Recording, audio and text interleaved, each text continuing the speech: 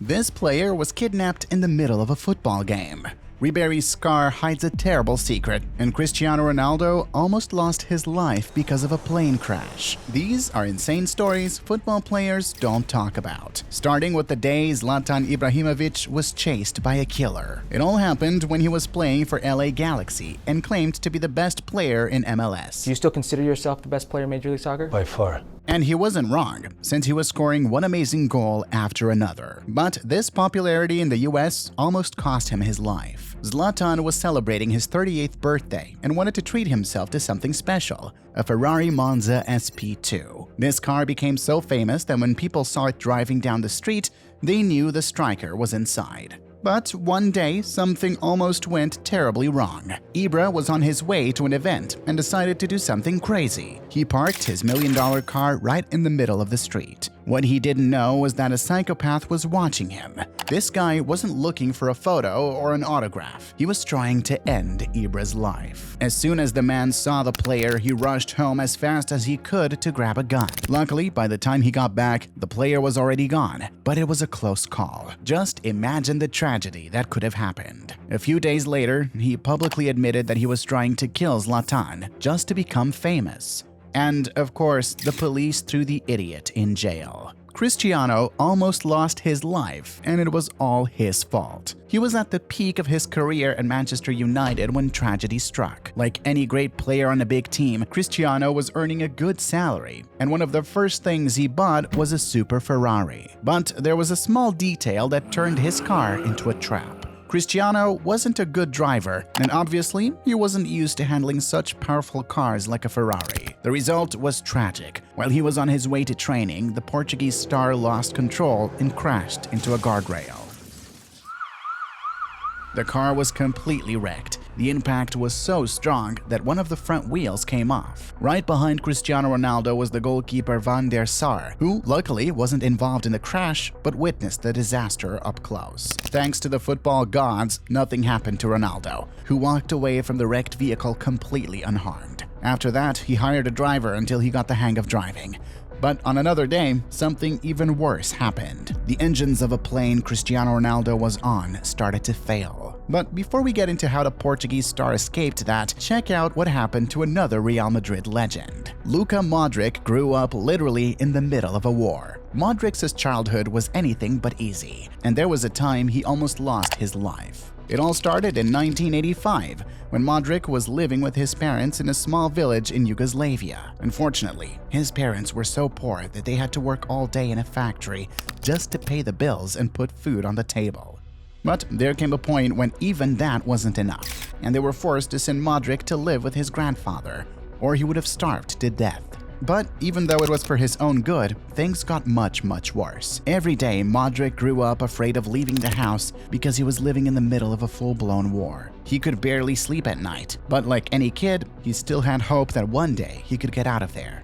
And all of this because his grandfather always told him that he was special and encouraged him to chase his dream of becoming a football player. It was his grandfather who shaped Modric into the person he is today. But Modric didn't have his grandfather for long. When he was 6 years old, he was playing football in the street, waiting for his grandfather to come pick him up. But hours passed, and he never showed up. It turned out that while his grandfather was on his way home, the village was attacked by rebels, and his grandfather ended up being one of the victims. And Modric wasn't another victim only because he was playing football. Yeah, football literally saved this star player's life. This was without a doubt one of the saddest moments in Modric's life, but he never forgot the support his grandfather gave him and used it as fuel to become a professional player. And it's a good thing he never gave up. Speaking of CR7, he almost became the victim of a fatal plane crash. It all happened when he and his teammates were on their way home after a tough game. They boarded the plane, excited and laughing, with no idea of what was about to happen. Suddenly, the party atmosphere turned into terror. The plane's engine started to fail, and the aircraft shook violently. In that moment, all the players panicked. Some started praying, while others just ran around frantically. Amid the chaos, Cristiano Ronaldo tried to keep his cool and calm his teammates down. Meanwhile, the plane was plummeting towards the ground, and the world's best player saw his life flash before his eyes. Then, at the last minute, the pilot managed to stabilize the aircraft, and the flight ended without anyone getting hurt. When they got off the plane, the relief was so overwhelming that Cristiano Ronaldo couldn't hold back his tears. Aaron Ramsey has one of the most bizarre stories in football. Back in 2019, this player was cursed and ended up becoming an assassin. When he played for Arsenal, Ramsey rarely scored goals, and his career wasn't going too well. But suddenly, things started to change, and he became a beast on the field, scoring goals left and right and getting more and more attention. The problem was that every Ramsey goal made headlines worldwide for a bizarre reason. Every time Ramsey scored, a famous person would lose their life. And in 2020, this took on a crazy dimension. 23 of his 64 career goals were linked to the deaths of celebrities, whether it happened on the same day, the day after, or within the week of his goal. As the years went by, the tragedies associated with Ramsey just kept piling up, reaching an absurd level. People connected his goals to the deaths of Queen Elizabeth, Whitney Houston, Paul Walker, and Robin Williams. It got to the point where fans started a competition for Ramsey to stop playing football. But what do you think? Was he really cursed, or is this all just madness? But nothing can top the day Romelu Lukaku ended up in jail. In 2017, he was breaking records on and off the field, and everyone thought his life was on track.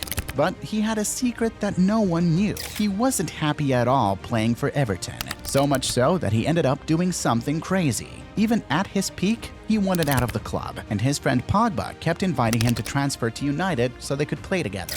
So, on July 1st, he requested a transfer, packed his bags, and in no time, he was right next to Pogba. But as you know, these two aren't exactly discreet, and as soon as they met up, things started to heat up. Lukaku and Pogba rented a mansion in Beverly Hills and threw a party that went down in history, but not for a good reason. The problem wasn't just the loud music, but also car races on their properties, nearly naked women roaming the streets, and even a motorcycle being thrown into the air. How they managed to pull that off, I have no idea. But in the end, the neighbors couldn't take it anymore and started calling the police. And if you know the LAPD, you know they have a zero-tolerance policy when things get out of hand.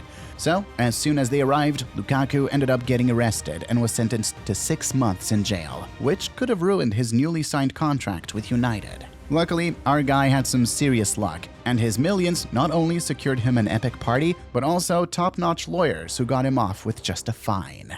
Andres Escobar, on the other hand, had a tragic end. He was killed because of an own goal. Andres was a good player, so much so that he was called up for the 1994 World Cup, fulfilling a childhood dream.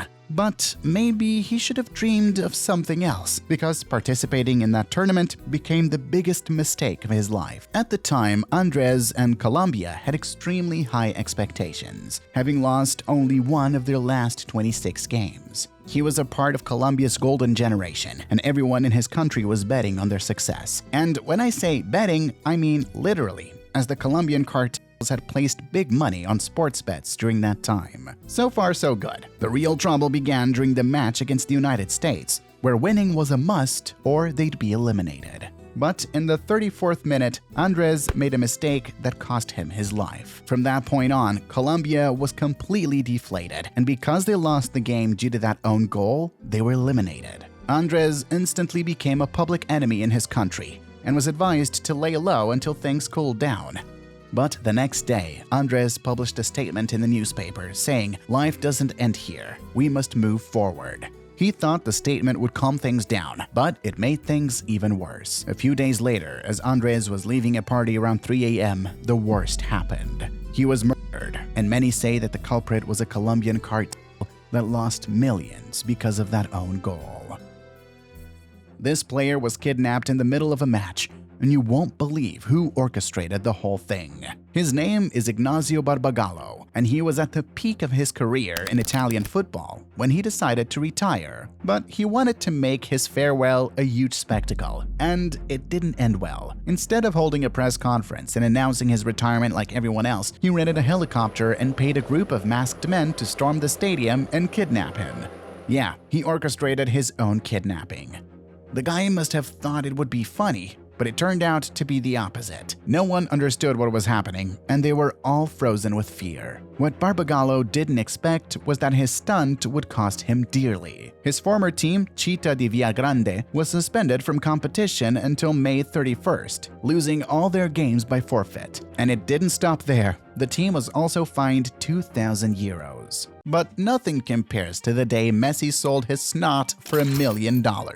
It sounds ridiculous, I know, but it all started because of that press conference. On that day, Messi shocked the football world with the news that he was leaving Barcelona. The moment was incredibly emotional. After all, Messi has a deep history with the club that practically raised him and made him who he is today. While saying his goodbyes, the star couldn't hold back his emotions. So his wife handed him a tissue that he used several times during the conference. But what Messi never imagined was that this tissue would be worth millions of dollars. It turns out that a man who was watching Messi's interview managed to get his hands on the tear-soaked tissue and put it up for sale on eBay, asking for $1 million. The craziest part is that the man claimed the tissue was worth so much because it contained Messi's genetics, which could be used to clone a legendary player like him in the future.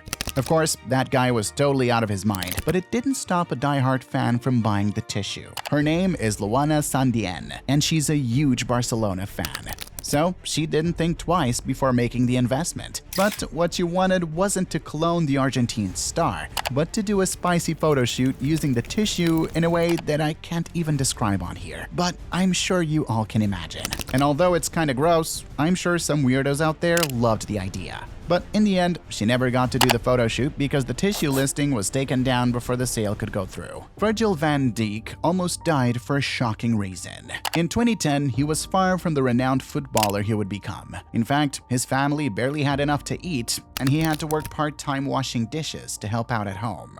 But even with that, things were about to get a lot worse. After some time, the manager of the restaurant where Van Dijk worked gave him an ultimatum. Either he quit football and focused on his job, or he didn't need to come back the next day. This was definitely the biggest decision of his life. But because he loved football so much, the choice was super easy. Van Dijk hung up his apron and decided to bet everything on the sport. And it was this brave decision that changed his life.